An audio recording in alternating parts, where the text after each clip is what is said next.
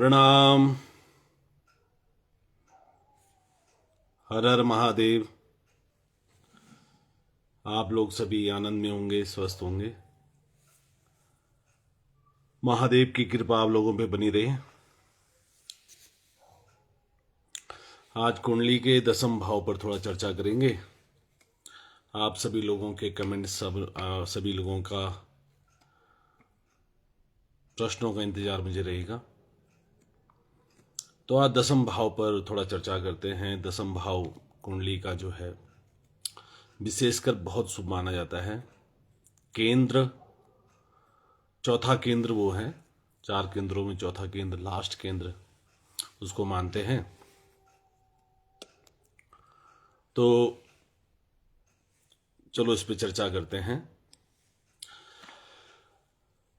कारक इसका शनि है, सूर्य है, बुध है, गुरु है और योगकारी जो यहां पर बनता है एक मंगल। तो विशेषकर कारक तो 4 ही हैं, पर योगकारी मंगल माना जाता है यहां पर। जातक अलंकार में इसके बारे में कहा गया है, व्यापार मुद्रा नृपमान राज्यम प्रयोजनम चापि पित्र तथैव महत्पादार्पित खलु सर्वमेतत् राज्यम विधाने बहुने विचार्यम। व्यापार मुद्रा नृपमान राज्यम, व्यापार मुद्रा निपराज मान्यम, इस प्रकार से व्यापार है, पैसा है, मुद्रा कितना कमाओगे, क्या कमाओगे, भोगोगे कि नहीं भोगोगे। नृपमान राज्यम, राज्य किसी राज्य के राजा बनेंगे नहीं बनेंगे, राजा बनना। प्रयोजनम, प्रयोजन मतलब अर्थ। मुख्यतः हमारा प्रयोजन का अर्थ होता है कि विशेषताएं। हमारा जन्म क्यों हुआ, क्या प्रयोजन था उसका। तो ये प्रयोजन भी दसम भाव से देखा जाता है। जन्म का प्रयोजन, हमारी जो लक्ष्य है जीवन का, वो प्रयोजन भी दसम भाव से देखते हैं। तो दसम भाव को प्रयोजन भाव भी कहा जाता है। पिता, वाणिज्य, राज सम्मान, नौकरी, पिता का स्वरूप, अपना स्वरूप, पिता का सुख, कर्म, सिद्धि, प्रसिद्धि, सर्व कर्मों की समीक्षा, पिता के द्वारा जो ऋण लिया गया है वो ऋण भी इसी से ही देखा जाता है। राजनैतिकता क्या है वो भी इसी से देखी जाती है। अनुशासन, अधिकार, बड़े बड़े पद, बड़े बड़े पुरस्कार, दूसरों को काबू करने की क्षमता दसम घर से देखते हैं। गुण, स्वभाव, आयु, वैभव, राज्य का विस्तार, हम उसका विस्तार कैसे करें, कितना करें। दत्तक पुत्र के बारे में चौथा घर भी दत्तक पुत्र में आता है और चौथा दसम भाव भी दत्तक पुत्र के उसमें आता है कि क्या व्यक्ति के, एक होता है हम दत्तक पुत्र हैं और एक है क्या हम दत्तक पुत्र लेंगे।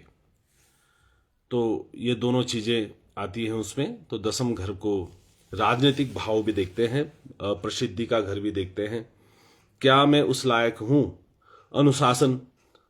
अनुशासन भी इसी से देखते हैं कि क्या मैं उस अनुशासन में रहूंगा कि नहीं रहूंगा। नौकरी, राज सम्मान, व्यापार भी इसी भाव से देखते हैं। राज्याभिधाने बहुने विचार्यम, राज्य का विधान, क्या मैं किसी जगह का राजा बन पाऊंगा कि नहीं। पर सबसे बड़ा विषय इस कुंडली का है दसम भाव, और उसमें है प्रयोजन मतलब हमारा लक्ष्य, किसमें हमें सफलता मिलेगी, ये दसम भाव देखता। प्रयोजनम चापि पितस्ततः, वह प्रयोजन और पिता का भाव। पिता का अर्थ है जिम्मेदारी, पिता का प्रभाव, पिता के अर्थ को हम जिम्मेदारी से भी ले सकते हैं, और वो सुरक्षा कवच जिस कवच पर हम पूर्ण विश्वास कर सकते हैं। तो दसम भाव इस प्रकार का चलता है। तो दसम भाव में ग्रहों के जो कारक हैं वो शनि है, सूर्य है, बुध है, गुरु है। वैसे सारे ही ग्रह होते हैं, पर विशेष कारक इसमें सूर्य को माना गया है, शनि को माना गया है, बुध को माना गया है, गुरु को माना गया है। और योगकारी मंगल अगर वो शुभ पड़ा है, मकर राशि का है, तो वो और शुभ फल प्रदान करता है। चलो कुछ ग्रहों के बारे में जानकारी रखते हैं कि सूर्य यहां पर क्या करता है। देखो सूर्य यहां पर होगा तो कैरियर में व्यक्ति बहुत उच्च पदों पे जाता है, प्रसिद्ध होता है, राज अधिकारी होता है, या तो अधिकारी होता है या उन अधिकारियों का भी बड़ा नेता हो सकता है। पिता के लिए बहुत उत्तम है कि वो व्यक्ति है और वो बहुत चरित्रवान है, अच्छा है, सत्य प्रिय होता है, न्याय प्रिय होता है। मंगल अगर चंद्रमा वहां पर हो तो कार्य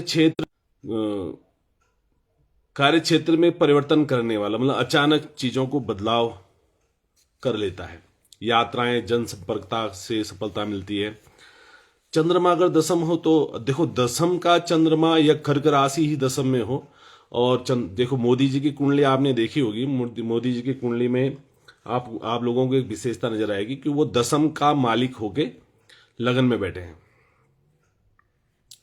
दसम का मालिक होके लगन में बैठे। तो उस वजह से क्या होता है कि एक तो नीच भंग योग बन गया, दूसरा जो है राजयोग, पूर्ण राजयोग बन गया, और उस वजह से जनसंपर्क, किसी से कितनी जल्दी हम कनेक्ट होते हैं वो भी दसम घर से हम देखते हैं। हमारे अंदर की कनेक्टिविटी, मतलब हमारे अंदर की जो पॉजिटिव वेव है, पॉजिटिव हम सकारात्मक सोच जो रखते हैं, उससे हम दूसरे को कितनी जल्दी कनेक्ट करते हैं। तो दसम भाव चंद्रमा से इस प्रकार से देखा जाता है। मंगल हो तो व्यक्ति बहुत ऊर्जावान रहता है, और मंगल के साथ एक मुसीबत है कि महत्वाकांक्षी बहुत होता है, स्वार्थी। दसम मंगल स्वार्थी बहुत होता है, और तकनीकी फील्ड में, इंजीनियरिंग हो गया, इन चीज़ों में, इंजीनियरिंग, खासकर इंजीनियरिंग में और डॉक्टरी में जो तकनीकी कार्य ज़्यादा होते हैं, इनमें वो बहुत सफलता पाता है। पुलिस है, सेना है, इसमें अधिकारी हो जाते हैं क्योंकि ऊर्जावान है। बुध अगर दसम में हो तो व्यक्ति बुद्धिमान होता है, बुद्धिमान के साथ बुद्धि से सफलताओं को प्राप्त करता है। लेखन कार्य बहुत अच्छा व्यक्ति का होता है, व्यापार वो बहुत अच्छा करता है। कूटनीति क्षेत्रों में जो हम राजदूत भेजते हैं बाहर विदेशों में, तो उनके लगभग देखा जाए तो बुध उनका दसम भाव से संबंधित होता है, या दसम भाव में बुध का कोई ना कोई संबंध रहेगा, या तो बुध का राशि है, बुध की दृष्टि है। तो ऐसे लोगों का कैरियर वो कूटनीति क्षेत्र में भी कैरियर बनाते हैं। गुरु हो अगर, विशेषकर ध्यान दीजिएगा कि दसम घर जो है कैरियर से संबंधित है। हम क्या करेंगे, मतलब प्रयोजन, मैं क्यों जन्मा हूं, और प्रत्येक व्यक्ति के जन्म का एक प्रयोजन होता है, एक लक्ष्य होता है, प्रयोजन। तो शास्त्रकार प्रयोजन शब्द का वहां पर प्रयोग करते हैं। तो प्रयोजन का अर्थ यही निकल के आता है कि हमें एक विशेष चीज के लिए भेजा गया है। तो विशेष चीज कुंडली का ये दसम घर बताता है कि हमें विशेष क्या करना चाहिए, और वो हम उसमें जन्मजात क्वालिफाई होते हैं, हम जन्मजात उसमें उत्तीर्ण होते हैं। जन्मजात हमारे अंदर वो काबिलियत होती है, जन्म लेते ही हम उसमें उत्तीर्ण होते हैं, 100% क्वालिफाई होते हैं उसमें।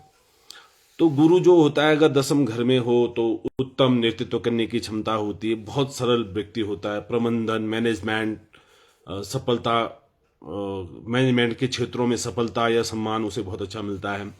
भारत रत्न जैसे पुरस्कार उस व्यक्ति को मिल सकते हैं, पद्मश्री मिल सकता है, क्योंकि वो मैनेजमेंट, उसकी व्यवस्थाएं बहुत, लोगों को इकट्ठा करने में उनकी अच्छी क्षमताएं होती हैं। अगर शुक्र अगर दसम में हो तो कलात्मक होता है, मीडिया में बहुत अच्छा सलाहकार होते हैं, पत्रकार वो बहुत अच्छे बन सकते हैं, ग्लैमर की जिंदगी वो जीते हैं, ग्लैमर में रहते हैं, और ग्लैमर से पैसा भी कमाते हैं। मतलब अगर हम ये देखें तो शुक्र दसम हो तो व्यक्ति को कॉस्मेटिक का कार्य, फैशन से संबंधित कार्य, ये कार्य उन लोगों के लिए बहुत अच्छे माने जाते हैं और वो लोग ग्लैमर को समझते हैं। आकर्षित किसको कैसे करना है वो उनको भली भांति आता है। तो शुक्र के उसमें ये होता है सुख सुविधाओं से व्यापार करना। लोग मैनेजमेंट के क्षेत्र में जैसे विवाह का मैनेजमेंट करना, उससे पैसे कमा लेना, इवेंट वगैरह जितने बड़े बड़े इवेंट्स होते हैं ये सब शुक्र से ही देखे जाते हैं। तो मान सम्मान भी शुक्र की वजह से ही दसम घर में प्राप्त होता है। अगर शनि, देखो शनि तो कारक है ही दसम घर का, तो अनुशासित रहना, दीर्घ काल के लिए एक जगह होना और उस जगह को दीर्घ काल के लिए लंबे समय तक वही कैरियर बना के रखना, मतलब बीच में छोड़ता नहीं है आदमी शनि वाला, इसलिए वो उस कैरियर में बहुत बड़ी उड़ान प्राप्त कर लेते हैं। और पर शनि के साथ एक दुर्गुण भी है कि वो कुछ अनैतिक कार्य कर कर, गलत कार्य कर कर वो बड़े बड़ी सफलताएं प्राप्त कर लेते हैं। आपने राजनीति क्षेत्रों में देखा होगा या फिर कॉर्पोरेट जगतों में देखा होगा या जमीन जायदाद के क्षेत्रों में देखा होगा कि लोग गलत कार्य से बहुत कुछ कर लेते हैं, बड़े बड़े कार्य कर लेते हैं। तो ये शनि के साथ थोड़ा सा दुर्गुण है, परंतु उसमें वो प्रभाव है शनि का, वहां जाके वो ऐसा ही होगा, वो 100% है कि वो ऐसा ही करेगा। राहु है, राहु जब दसम में होता है तो निडरता व्यक्ति के अंदर आती है, अचानक कैरियर में उछाल आ जाता है, सोच नहीं सकता कि मैंने क्या किया, वो अचानक मेरे सामने हम देखते हैं, यहाँ मसूरी में भी कुछ ऐसी घटनाएं घटी, राजनीतिक घटनाएं ऐसी घटी हैं कि उम्मीद से परे थी और वो व्यक्ति चेयरमैन बन गए। तो देखा हमने कुंडली उनकी, तो ऐसा नहीं है, ऐसा नहीं कहा जा सकता कि ऐसा नहीं होता, ऐसा होता है, वो लिखा हुआ तो है, लिखा हुआ भी घटित होता है 100%। ज्योतिष में अगर आप सही ढंग से देखना समझना आ गया तो चीजें हो सकती हैं। अनैतिक तरीके से सफलता प्राप्त करना, यह भी राहु का प्रभाव है। लांछन लगा दो किसी पे, वो जीत रहा है और उस पे लांछन लगा दिया कि भाई ये लांछन है, तो वो दूसरा व्यक्ति लांछन लगा दिया उस पे और अपने आप जीत गए, उसके बाद सॉरी बोल दो, बात खत्म हो जाती है। तो अनैतिकता से जीतना। केतु अगर हो तो कैरियर में उतार चढ़ाव आते रहते हैं, नौकरी में मतलब असंतोषी स्वभाव बना रहता है, व्यापार करेगा, कुछ दिन ठीक चलेगा फिर छोड़ देगा। उच्च तकनीकी शिक्षा में बहुत अच्छा उसका रहता है, आध्यात्मिक ज्ञान उसको बहुत ज्यादा रहता है, मतलब जिसका केतु दसम होगा, तो क्योंकि केतु एकादश से दसम में आया इसलिए इसका प्रभाव ज्यादा बढ़ता है, बकरी चलता है ना। परंतु हमें बृह जातक के श्लोकों पर बहुत ज्यादा ध्यान देना चाहिए, क्योंकि श्लोक का मतलब है सूत्र। व्यापार मुद्रा नृपमान राज्यम प्रयोजनम चापि पितृ तथैव महापदापित खलु सर्वमेतत् राज्यम विधाने भवने विचारे।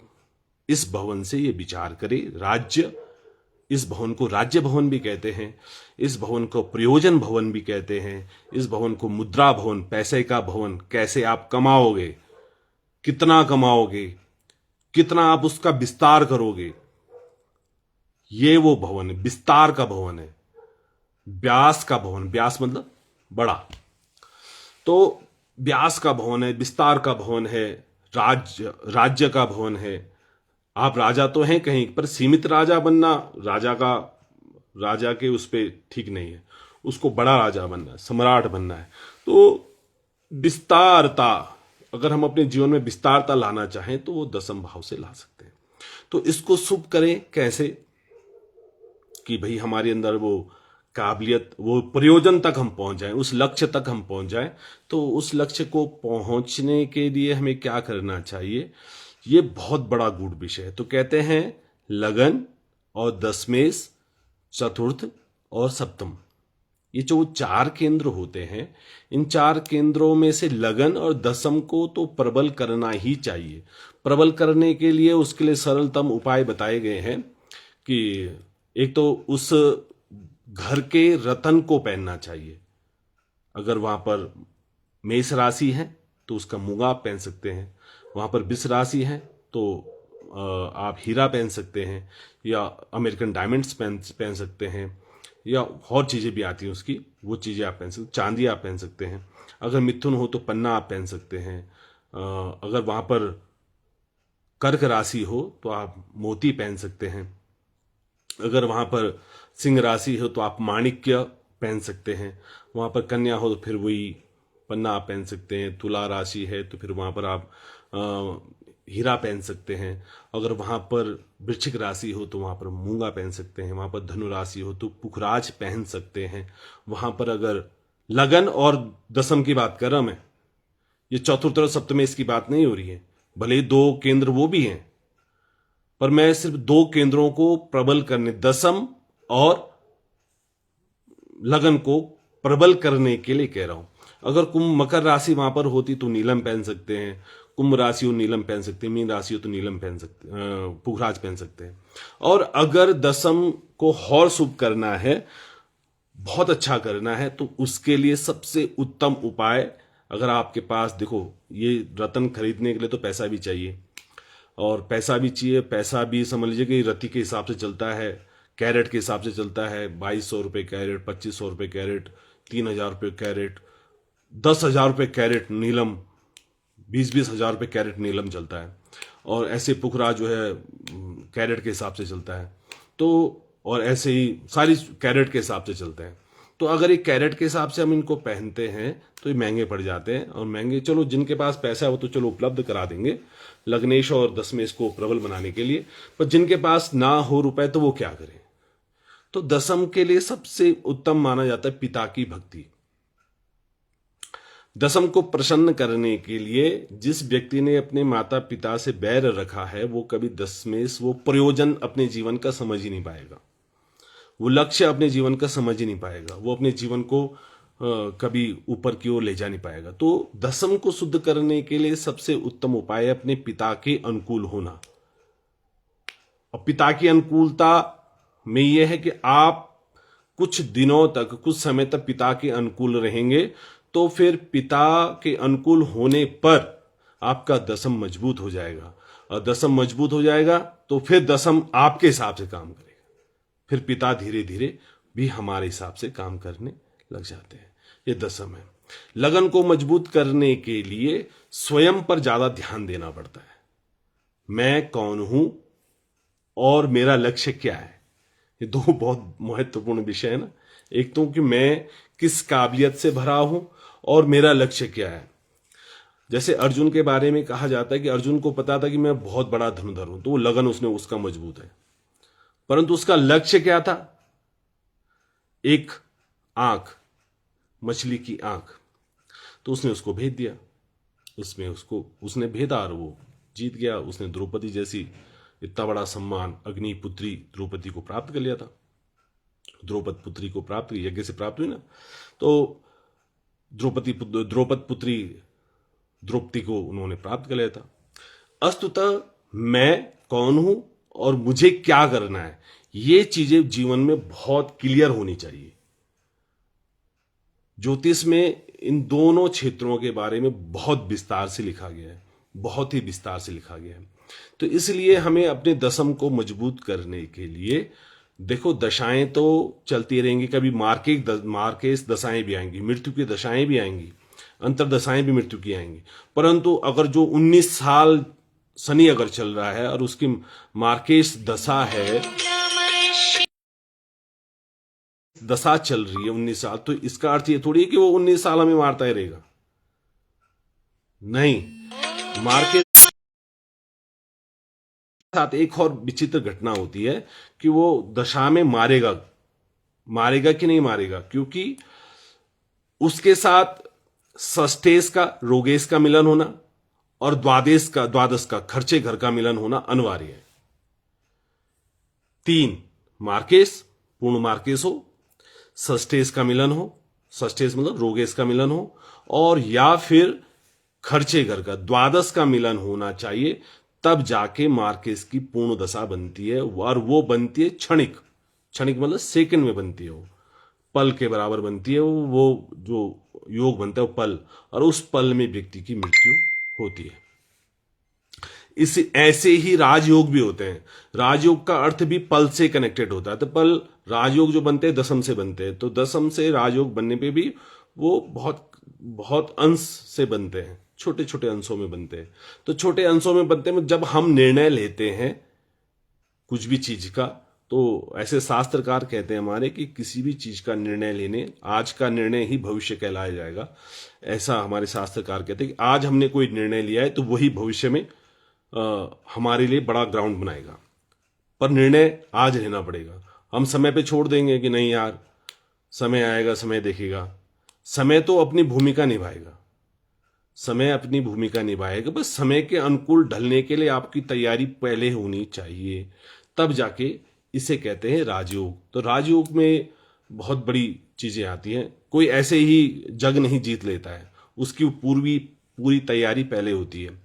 तो इसलिए पूरी तैयारी पहले होती है। भाई कोई भी, अगर हम युद्ध की व्यवस्थाएं देखें तो कोई देश किसी देश पे इसीलिए जीत पाता है क्योंकि वो पहले ही उसकी तैयारियां करके रखता है। मतलब निर्णय वो पहले ही ले चुके होते हैं कि ये इस घटना ने होना तो है, इसलिए इसके लिए पूरी तैयारी रखो। तो वो पूरी तैयारी करके रखते हैं, अपने हवाई जहाज, अपने बम, अपने सिस्टम, अपना जो भी उसका उनका होता होगा। तो ऐसे ही हमारे राजयोग भी निकल के आते हैं कुंडलियों में। तो हम इसीलिए शास्त्रकार कहते हैं कि लग्नेश और दशमेश को मजबूत करना अनिवार्य है, और वो मजबूत दो ही प्रकार से होता है। एक, या तो उसका रत्न पहना जाए, या तो उसके लिए दान पुण्य समय समय पे किए जाएं, और सरलतम उपायों में ये दो तीन चीजें ही निकल के आती हैं। तो इसलिए इन भावों पर बहुत विचार करना चाहिए। और कुंडली के विषय में, क्योंकि कुंडली एक ऐसा 12 घर से कनेक्टेड नहीं है, क्योंकि वो तो बहुत लंबी चौड़ी होती है। 16 वर्गीय कुंडली नाम है उसका, जिसमें 16 वर्ग होते हैं। वर्ग मतलब एक एक विभाग। जिस विभाग का नाम है, मान ले सपोज एक नगर पालिका है, नगर पालिका एक कुंडली है, और कुंडली में दशम, मतलब कुंडली नगर पालिका में विभाग बांटे गए अंदर अंदर। सफाई वाला, पानी वाला, बिजली वाला, ये विभाग, टैक्स वाला विभाग। तो उस भाव में विभाग है, तो 16 विभाग हैं इसमें। तो 16 विभागों के अंदर प्रत्येक विभाग में अलग अलग भावों के बारे में देखा जाता है। तो बड़े भाई मोहन चंद नौटियाल जी, प्रणाम भाई साहब। तो आपने लिखा है कि अगर तुला लगन में दशम में 10वें घर में सूर्य, शुक्र और बुध हो, और शनि की सातवीं दृष्टि हो तो घर में हो, तो कैरियर में क्या प्रभाव रहेगा? सपने घर में मकर में, शनि अपने घर में मकर में। वाह गजब! ये तो भाई साहब, आप ये तो बड़ी विचित्र घटना हो गई कि सूर्य, शुक्र और बुध। इसका अर्थ है कि जनवरी से लेकर फरवरी के महीने का जन्म व्यक्ति का होगा। अगर मकर का 10वें घर में तुला, अच्छा तो कार्तिक का जन्म है, तो एक तो सूर्य नीच का हो गया। तो कार्तिक का जन्म होने पर शुक्र प्रभावशाली है, बुध प्रभावशाली है, परंतु सूर्य के साथ अंश में आने से अगर वो 12 अंश के बीच होगा, बुध, शुक्र और बुध, तो वो अस्त हो जाएंगे। तो वो ऐसा नहीं कि वहां का प्रभाव घट जाएगा, घटेगा नहीं, प्रभाव तो पूरा पड़ेगा। परंतु अगर हम इसको देखें तो लगन पे 8, 9 और 10, तो लगन जो है, लगन में शनि बैठने से थोड़ा प्रभाव स्लो करेगा। इसलिए इन चीजों को, ऐसा नहीं कि वो जीवन में बहुत अच्छे पदों पर पहुंचेंगे, सब चीज अच्छी होंगी, बहुत बढ़िया होगा जीवन में, क्योंकि कारक बहुत बड़ा महत्व रखता है। तो इसलिए कारक भाव को देखना बहुत जरूरी है। तो आपने ये लिखा, और आपके प्रश्नों का जवाब में तो सभी चीज संपन्न है भाई साहब। सूर्य, शुक्र है, बुध है, तो धन, ऐश्वर्य, पद, प्रतिष्ठा सब आपके पास है। सब ऐश्वर्य आपके पास है। भगवान की कृपा से रहने भी चाहिए। आप सहज भी रहेंगे, बुद्धिमान रहेंगे, बहुत धैर्यवान रहेंगे, तो ये चीजें आपके पास दिख रही होंगी। तो सब चीज जीवन में प्रभावशाली बनी हुई है। और कर्क राशि हुई यार दशम में, तो अच्छा, तो आप लगन आपका तुला है और 10वें घर में सूर्य, तो आप सावन का आपका जन्म हो गया, और शुक्र और बुध वहां पर, तो ये तो बहुत प्रभावशाली योग बने हुए हैं। क्योंकि एकादश में जाके फिर सिंह राशि आ जाएगी। तो इसका अर्थ है कि ये तो बहुत बढ़िया हो रहा है। दसम में अब आपके चौथे घर में शनि है अपने घर का, ये तो बहुत पूर्ण योग, बड़े सुखों की इच्छा रहेगी बहुत बहुत आपके जीवन में। जैसे जैसे उम्र ढलती रहेगी वैसे वैसे आपके जीवन में बहुत सुख प्राप्त होते रहेंगे। पद प्रतिष्ठा में किसी भी प्रकार की कमी आपके यहाँ नहीं होगी। तो मोहन भाई साहब ये है। तो सभी भाई लोगों को प्रणाम। कैलाश मणि भुला कैसे हैं? आनंद में हैं। ठाकुर साहब कंडारी जी नमस्कार, हर हर महादेव। सूरज भुला आप स्वस्थ होंगे, आनंद में होंगे। सूरज हमारे छोटे भाई हैं, तो सूरज भाई कैसे हैं? सुनील दसवाना भाई साहब, आचार्य सुनील दसवाना जी, आप ज्योतिष के बहुत बड़े विद्वान हैं, आप संगीत में बड़े अच्छे हैं, संगीत भी आपका बहुत अच्छा है, भागवत आचार्य आप हैं। बड़े भाई मोहन चंद नौटियाल जी प्रणाम, ये भी हमारे बड़े भाई साहब हैं। ठाकुर साहब मोहित रावत जी प्रणाम, कैसे हैं भाई साहब? आप स्वस्थ होंगे, आनंद में होंगे। और स्वयं दीप भुला क्या हाल है? आचार्य आप भागवत के भी बड़े बड़े विद्वान हैं। राघव पंत जी प्रणाम भाई, कैसे हैं? स्वस्थ होंगे। अजय नौटियाल छोटे भाई, ये भी मेरे छोटे भाई हैं, तो प्रणाम छोटे भाई, आप लोग सब स्वस्थ होंगे, आनंद में होंगे और आपको आनंद में ही रहना है। और मुकेश पंत हमारे जवाई साहब जी प्रणाम, जवाई बाबू जी कैसे हैं? चंद्र प्रकाश बलूनी जी भाई साहब नमस्कार, आप भी स्वस्थ होंगे। तो ज्योतिष के बारे में आज मैंने थोड़ा बहुत जानकारियां दी। कल मैं एकादश भाव पे आऊं, दसम भाव के बारे में। आप लोगों के जो भी प्रश्न हो वो प्रश्न जरूर करें। प्रश्न वो करना है कि जो, तो आप पत्रिका भेजेंगे तो मैं जरूर देखूंगा। अच्छा बेटे की है? अरे भाई साहब बेटा हमारा भी तो बेटा ही है फिर तो बेटे की पत्रिका आप भेज, मेरे नंबर पे भेज दीजिएगा, मैं एक बार देख लूंगा। तो मैं इस प्रकार से, तो दसम भाव के बारे में आज चर्चा। दसम भाव बहुत बहुत अच्छा है, प्रयोजन भाव है, लक्ष्य वाला भाव, मुझे क्या करना चाहिए। तो एक है कि मैं कौन हूं, एक है कि मुझे क्या करना चाहिए। तो जीवन में अगर ये दोनों क्लियर हैं तो जीवन जीने में आनंद आ जाएगा। इसलिए कहते हैं लगन और दसम की युक्ति बहुत शुभ मानते हैं और बहुत प्रभावशाली होती है, इसलिए लगन और दसम को बहुत अच्छा मानते हैं। और इन लोगों को इनको प्रबल करने के लिए बहुत अच्छा प्रभाव देना पड़ता है, बहुत अच्छा करना पड़ता है। तो कुंडली के इन दो घरों को जानने के लिए, इन दोनों घरों को प्रबल करने के लिए छोटे छोटे मैंने आपको उपाय बताए। इन उपायों पर विचार कीजिए और फिर बताइए कि जीवन में कैसे कैसे सफलता चल रही है। सुबोध राणा जी नमस्कार भाई साहब। 1 दिसंबर 96 मेरे बारे में बता। इस डेट मेरा पर्सनली या तो मेरे मैसेंजर पे आप मैसेज डाल दीजिएगा, और टाइम भी डालना पड़ेगा आपको इसमें। ठाकुर साहब आपको टाइम डालना पड़ेगा, तो फिर आपके जो भी प्रश्न हो मेरे बारे में बताने का मतलब है 12 घर है। एक प्रश्न आपको करना पड़ेगा कि ये प्रश्न है मेरा, कैरियर, शादी, पढ़ाई, मुझे क्या करना है। तो हो सकता है कि मैं आपकी डेट ऑफ बर्थ टाइम अगर सही होगी तो मैं आपका मार्गदर्शन कर सकता हूं। तो प्रणाम, आप लोगों को स्वस्थ रहना है, आनंद में रहना है और मस्त रहिए। भगवान ने चाहा तो फिर आप लोगों से ऐसी मुलाकात कल मैं फिर आऊंगा। एकादश भाव पर हम विचार करेंगे, पैसा कैसे कमाना है। एक है मैं कौन हूं, लगन, मैं कौन हूं और मुझे क्या करना चाहिए, दसम, और दसम के साथ मुझे क्या, वो लक्ष्य है ना, प्रयोजन है।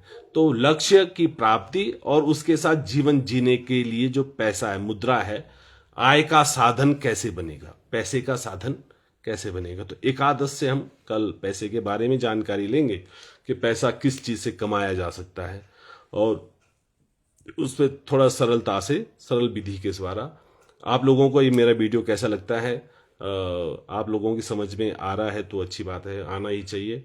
और अगर इसमें कुछ सुधार मुझे करने हो तो कैसे करने चाहिए आप जरूर कमेंट्स करें, बताएं। प्रणाम, नमस्कार, हर हर महादेव। आप लोगों को स्वस्थ रहना है, आनंद में रहना है। और आप लोग जब कमेंट्स करते हैं तो मुझे एक नई ऊर्जा मिलती है, और उस ऊर्जा के कारण मैं और जिज्ञासावश आप लोगों को बता सकता हूँ और अच्छी अच्छी चीजें बता सकता हूँ। बहुत सरल सरल उपाय मैं आप लोगों को बताऊंगा। जैसे मैंने आज लगन और दसम के बारे में बताया, ऐसे मैं सारे उपाय बताऊंगा जो शास्त्र विदित हैं, शास्त्रों में जिनके बारे में लिखा है, और जो करते हैं श्रद्धा भक्ति से उनको फल की प्राप्ति होती है। तो नमस्कार, प्रणाम, हर हर महादेव।